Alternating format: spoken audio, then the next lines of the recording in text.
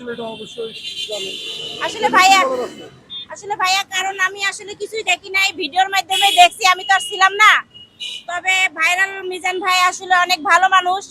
প্রতিদিন অনেক হাজার হাজার মানুষকে মানে ফ্রি খাওয়ায়, গরিব অসহায় মানুষকে সে অনেক মানবতার কাজ করে। আসলে আমার কাছে খুব ভালোই লাগছে, কিন্তু উনা এর সহাতে আমার কাছে খুব খারাপ লাগতেছে। তো সব প্রধানমন্ত্রীর কাছে অনুরোধ করি উনাকে খুব তাড়াতাড়ি যেন জামিনের মুক্ত করে আনে। উনি যেন তাড়াতাড়ি এসে আবার তার নিজের স্থান বসে আবার যেন সে ব্যবসা বাণিজ্য করে খাইতে পারে, কারণ তার বউ বাচ্চা আছে, কারণ এটাই তার সম্বল।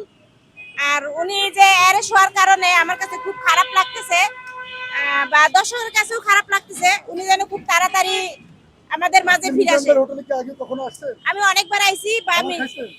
খাবার খাই নাই, কিন্তু আমাকে অনেক সাথে আমি বাইরের খাবার খাওয়া নিষেধ, তার জন্য আমি খাই নাই। কিন্তু মিজান ভাই অনেক ভালো লোক, আমি তার জন্য দোয়া করি সে খুব তাড়াতাড়ি যেন জামিনে মুক্তি হয়ে আবারও যেন আগের মতো আপনাদের মাঝে আমাদের মাঝে ফিরে আসতে পারে, তার বউ বাচ্চার কাছে ফিরে আসতে পারে, এটাই আমার দোয়া। ধন্যবাদ আপু। এটাই তো দোয়া করি, সবাই দোয়া করবেন মিজান ভাইয়ের জন্য। আচ্ছা।